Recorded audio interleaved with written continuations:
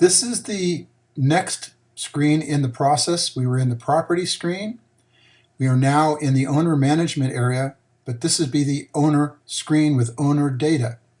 Now, obviously you can see it brought the data over from the parent record, which is the property screen. It also included the same kind of information, for example, commit, revert, and the same screens items here. Now it has a new record button, but you do not use the new record button in this screen. It is not for using because it has the no new records icon in it, which means do not add new records in this screen. It has a pop-up just like the last screen does, and this one is property status. Now in the property status screen, like the last one, it's reusing the same data, and you can still edit it from this screen. Now I didn't cover this in the last one, but there are tooltips that pop up and give you information on a little screen pop-up here. Now I also didn't cover before in the property screen that you can also scroll this area here once they have a lot of records in it. For just an instant, let's go back and look at the property screen, and you'll notice that as you add them, that it's going to also move them across and down as far as the information is concerned. There's also a list view in this screen, and what that does is the list view shows you each one of the records that are currently in the property area. Now this is going to do the same thing for the owner screen. The owner screen has its own list view, and it's going to list all the owners. Now in this particular case, the sample records didn't have any owner data in them, but the first one did, and these are just training records. Now I always say for people when I send training records to overwrite the data that's in there. And how do you do that? Well, in an overwrite, what you're basically going to do is you're going to take the data and you're going to, if you find it in a record, you're going to replace it with your own data. So in this case where it says sample record, if you come back in here and you're going to add information, what you would do is you would, first of all, pick the owner type. In this case, once you do that, you're going to create an owner record. It's going to pop up and add that to the information. The next thing you're going to want to do is you're going to put in the owner name. And in this case, I wrote in sample owner. And I put in this particular case, this is an individual property owner. This is not trying to be cryptic, but what happens is there can be an owner who is managing their own properties, and they are also the property management company. So in this particular case, it would be the owner here and also here, and obviously the same information would show. But if you're managing for somebody else and you're tracking their individual information, this would be the property owner, and then this would be your information because you're now the property management company. This is critical to tracking information as far as the app is concerned in the future. So you want to make sure what you're adding is all filled in. Have everything you can fill in there, because that'll come back to help you later on. And I return also saying, but remember these blue fields are pop-up edits for this drop-down list. So if you drop the list down and something was missing and you wanted to add it, you could add it in this button on the next screen that you saw like the last one we viewed. In addition, you can edit these if you had to before you started using them. Once you start using these, do not edit them, because what it's going to do, it's going to pull them out of that screen. So once you've used them, don't change them or edit them. Just add new records for that particular information. On any of these blue fields, do not edit unless you have to. There's also another blue field here, and basically what that does is it covers the different durations that you could possibly have for a person who is either going to lease, rent, holiday, or whatever, however you're using your management of the property. These would be different variations on how the property is listed and used. You go back to the owner screen. In the owner screen, I'll explain what these are in this screen. We've already done these.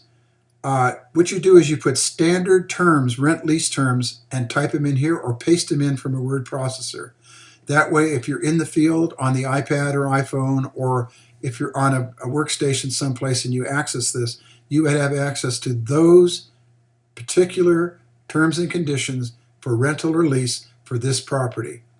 You can also copy it out of this and paste it back into other owner records if need be, in case you need to add that particular information to multiple records for the same customer. Now, you obviously have different customers if you're a property management company that own different properties. So this information may change quite often here, where maybe you're the management company for all those. So this would continue to be the same thing over and over again for each record. You also put the company contacts for the company, if this is the company down here. So if you're the owner or not the company that's managing the property, you would put the contacts for the property company that is managing the property. In some cases, this application is used by owners, and they're having other property management companies manage their properties.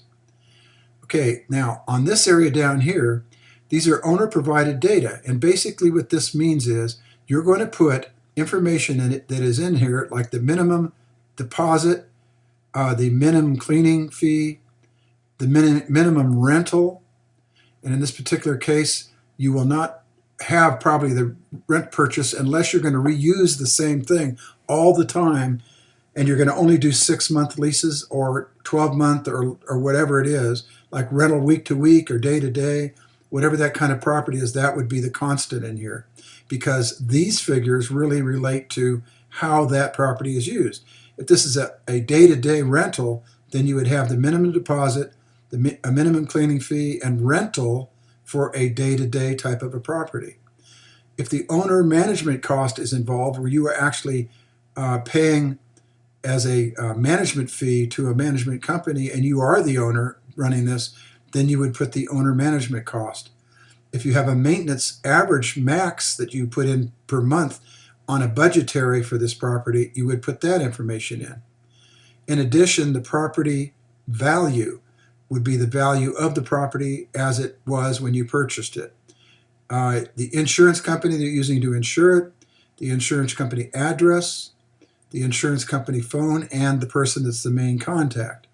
Down in this area, you put the coverage that is covering this property. So if the management company is doing your properties or other properties, and the management company puts the information in here, they understand what the coverage is. For example, broken glass might not be something that's covered. Rain damage, storm damage may not be covered. So if you have an owner that paid for a policy, you need to know what kind of coverage they have. Now, this is a break-even analysis that is a part of the determining what the minimum rental or lease fee is. By putting all these factors in here, you get a summary total. That summary total needs to exceed, if you want to break even or above. So in this case, there's a 974 euro. And by the way, this is a European customer. If they had to break even or above, this case we put in 1,050 euros. That covers all of your expenses, so you break even each month based on the information you gave the system. For example, what's the mortgage for your property, for this property? What is the insurance for this property? What is the average monthly utilities? What is the monthly amount in taxes that you pay? So from that standpoint, and also adding the monthly ad cost if you're advertising the property, what is the average monthly cost for advertising? The average monthly maintenance cost, the monthly other. What this can be is things that tie together maybe 3 or 4 things, like the electricity, garbage bill, swimming pool cleaning, or whatever that is. Put them all and wrap them up into the other. These are oddball things that can go all under one topic over here. So that can also be added to this field. Now let's go and talk about the rest of this screen. This is a accounting screen that when the property is actually charged or has expenses or income, that information is entered in this screen, and what it does is it gives a running report both on income and expenses back to the owner of the property.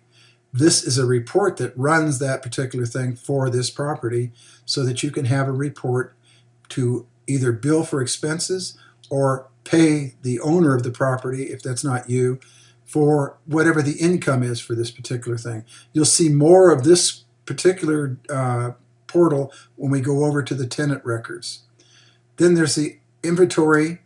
This is a thing where you can put all the inventory of items that are included in, if it's furnished, or if you have outside amenities where you actually have things that somebody could walk away with, you would put all those cost elements in this screen so that you have a running record by property, item, and cost to replace them. In this case, there's a big screen television worth 840 euros.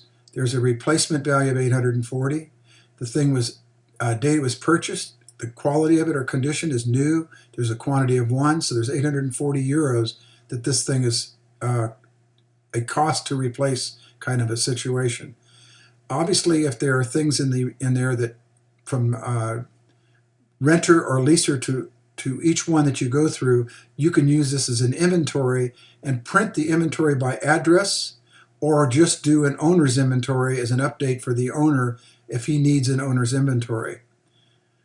Property services. In the property services screen, this is where you can click on this to either to add a new services company, or to see the ones that are currently listed in the service companies. This is the owner maintenance report for this owner, where you can pick the owner in a find and then see all the maintenance that's been done, and also you can see the maintenance costs, and also the balance, that if there's any balance due to pay, what vendors have done the work on the property. This is a typical record I just made up. It says Island Maintenance Company. There's a 64 euro labor rate. That's what it costs for the labor to do this task. There's a service and materials cost where there was a 12 euro cost. There is a service line total where it calculates the total. It also puts in the amount paid, if you paid it, and the date that it was paid. Down here is what was done. In this particular field, you're going to put in the service date, the date the service was actually done, the time that the service was supposed to be done or be at the location, so that you are there to, if you need to cover it. And who's going to pay for it? Is it going to be the owner, or is it going to be the tenant? In this particular case, you can show the status on the particular items. Now, these don't have changes for the scrollers, because these are pretty much the same all the time. You don't see anything different on them most of the time. Okay, that covers the screen, and there's a place down at the bottom for notes that you can put endless notes if you want to about the services that are done here. But there's also a service screen where it shows a scheduling and notes area for each one of the services by the particular property owner for any of his properties. There's also the advertising tab. The advertising tab is every time you do an advertisement and where you advertised it, you enter it in here. Also, there's a ad cost that you put in there for running it for what period of time. In this particular case, the ad finish date and start dates are shown here. So there was a 1 month period where this ad was running, and it was running for the ad was for the property 123 and the address, so that you have a record of that. And there's also an owner advertising report, so you can send a separate report to the client if he's the owner for all the advertising that's being done. If you need to see the portal for this, there's a portal you can click over here, and it will take you to the portal record for this particular record. The portal gives you a little bit more information in a snapshot, and obviously you can see you do not add new records in here, and it gives you just a field-by-field type of a view of the information that's in that screen. To go back, all you need to do is to go back by clicking on the main, or go back to owner. Main would take you to the main menu. Like in this screen, it would do the same thing. Okay, if you are going to do a find in the screen, all of the fields on this screen, with the exception of any of the portals like this one, are accessible for finds. So if you want to find something, you can go ahead, click the find mode, type in whatever you're looking for, because all the fields will be emptied, and then you put in the information. And by the way, you can use blog fields, which are fields that have a lot of information in them if you want to find a word or phrase that is in that particular field. And what it'll do is it'll find every record that has that phrase in it. This is a kind of nice thing if you need to do a replacement for information that's in certain records where you want to change something in a blog field. So you would just go ahead and find all the records that have that in it, then edit that out, or change it to whatever you need to change it to.